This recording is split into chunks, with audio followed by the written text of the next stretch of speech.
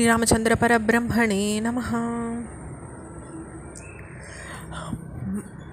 விழாக்கோலம் போன்றிருந்த மாளிகைக்கு நடுவில் சுமந்திரர் அழைக்கிறார் தசரதர். சுமந்திரர் போய் நிற்கும் பொழுது ராமர் அழைச்சின்னு வரும்படி உத்தரவிடுறார். அப்போ அவரை பார்க்க காத்துருக்க நிறைய மரியாதைக்குரிய மதிப்புக்குரிய அரச மக்கள்லாம் காத்துருக்கான்னு சொல்லும் பொழுது நீங்கள் ராம முதல்ல கூட்டின்னு வாங்கோன்னு சொல்லி தசரதர் உத்தரவிடுறார். இந்த உத்தரவை ஏற்றுண்டு சுமந்திரர் வெளியே வரார். கைகேயி மாளிகை அடையிறார்.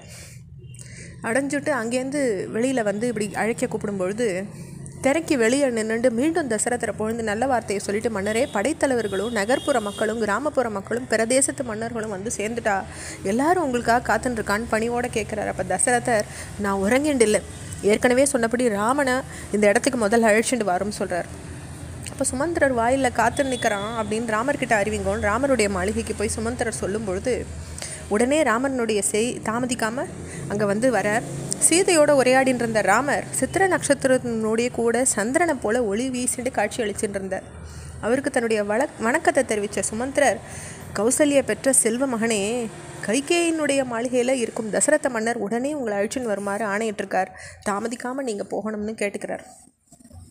அப்போது ராமர் சீதையை பார்த்து, பட்டாபிஷேகம் தொடர்பாக தந்தையும் கைகேயி அண்ணையும் ஏதோ பேச நினைக்கிறாங்க போல் இருக்கு, மற்றவாளுக்கு நன்மை சேர்த்துல நாட்டமுடைய கைகேயி அண்ணன் எனக்காக ஏதோ யோசனை பண்ணி வச்சுட்டு இருக்காங்க, மன்னரை வேண்டின்னு இருக்காங்க, அவள் என்னை அழைச்சிருக்கா, நல்ல செய்தி காத்திருக்கு, நான் போய் தந்தையை பார்த்துட்டு வரேன், நீ இங்கே காத்துண்டுருன்னு சொல்லிட்டு புறப்பட ஆயத்தமாகிறார். சீதையும், இந்திரனுக்கு பிரம்மதேவன் சேவிக்கிறது போல மங்களகரமான பட்டாபிஷேகத்தை மன்னர் உங்களுக்கு செஞ்சு வைக்க இருக்கார், உங்களுக்காக இந்திரன் கிழக்கு திசையை பாதுகாப்பானாக, யமன் தென் திசையை பாதுகாக்கட்டும், வருணன் மேற்கு திசையையும் குபேரன் வடக்கு திசையும் பாதுகாக்கட்டும்னு சொல்லிட்டு ராமரை பின்தொடர்ந்து வாயில் வர போகிறார். தேவி போகும்போது அங்கே காத்துருந்த லக்ஷ்மண பெருமாள் ராமரை பின்தொடர்றார். 2 பேரும் தேரில் ஏறிக்கிறாங்க. கைகேயினுடைய மாளிகைக்கு போய் தேர் அடையிறது. ராமரை பார்த்த மக்கள் ரொம்ப மகிழ்ச்சி அடைகிறாங்க, அவரை போற்றுறாங்க, வணங்குறாங்க.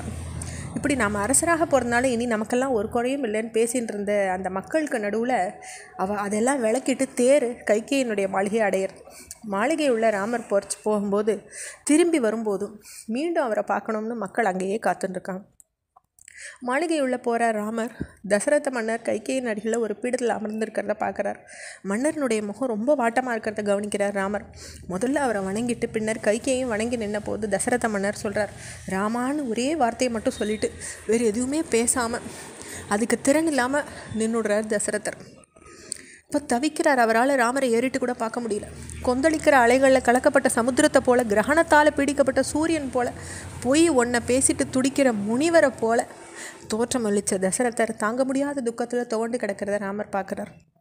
மனசில் பெருங்கவலை கொண்டவராக, ஏதோ கோபம் இருந்தால் கூட என்னை பார்த்தோன்னே அந்த கோபம் தணிஞ்சு தந்தை விட்டுடுவாரே, இன்றைக்கி என்னை பார்த்தோம் அவருக்கு ஏதோ துன்பம் தொடர்ந்துட்டே இருக்கிறது போல இருக்கே, இது போல் இன்று வரை நான் தந்தையை பார்த்தது இல்லையே. மனசுக்குள்ளே ஏதோ யோசிச்சுட்டு கைகேயை பார்த்து ராமர் சொல்கிறார், என்ன காரணம் கொண்டு தந்தை கோபம் அடைஞ்சவர் போல் இருக்கார், எனக்கு சொல்லுங்கோ, அறியாமல் கூட நான் எதுவும் தவறு செய்யலைன்னு நினைக்கிறேன், காரணம் எதுவானாலும் சரி, அவரை சமாதானம் பண்ணி அவருடைய கோபத்தை தனிங்க, என்கிட்ட பேரன்பு கொண்ட தந்தை முற்றிலும் முகம் வாடினவராக இருக்கார், என்னை பார்த்தும் கூட ஒரு வார்த்தை பேசாமல் இருக்காரே, உடலை தாக்குற நோயும் மனசில் பாதிக்கிற நோய்களும் இவர்கிட்ட நெருங்க முடியாதே, மன்னனுடைய மன துயரத்தை விளக்குறது என்னுடைய கடமை இல்லையா, அதுக்காக எதை வேண்டும்னாலும் நான் செய்ய தயாராக இருக்கேன், தன்னுடைய பிறப்புக்கே காரணமாக நிற்கிற தந்தையை மீறி ஒரு மகன் நடக்க முடியுமா, நீங்கள் அவருக்கு துன்பம் தரக்கூடிய வார்த்தைகளை பேசிட்டீங்களா, ஏன் இப்படி இருக்கார் சொல்லுங்கன்னு கேட்குறார்.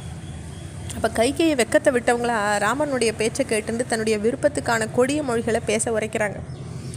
ராமா, மன்னருக்கு கோபம் ஒன்றும் இல்லை, அவருக்கு துன்பமும் இல்லை, ஆனால் ஒரு விஷயம் அவருடைய மனசில் இப்போ உழந்துருக்கு, அவர் உனக்கு பாதிப்பை ஏற்படுத்தும்ன்ற காரணத்தினால அதை வெளிப்படையாக சொல்ல முடியாமல் தவிச்சுட்டுருக்கார், அவருடைய அன்புக்கு பாத்திரமான உங்ககிட்ட அன்பற்ற செய்தியை பேச அவர் தயங்குறார், ஆனால் அவரால் எனக்கு வாக்குறுதி அளிக்கப்பட்டதோ அது உன்னால் முடிக்கப்பட வேண்டியதாக இருக்கு இப்போ அப்படின்னு சொல்லி ஆரம்பிக்கிறாங்க. அதனுடைய தொடர்ச்சியை நம்ம அடுத்த பகுதியில் பார்க்கலாம். ஸ்ரீராமச்சந்திர பரபிரம்மணே நமஹ.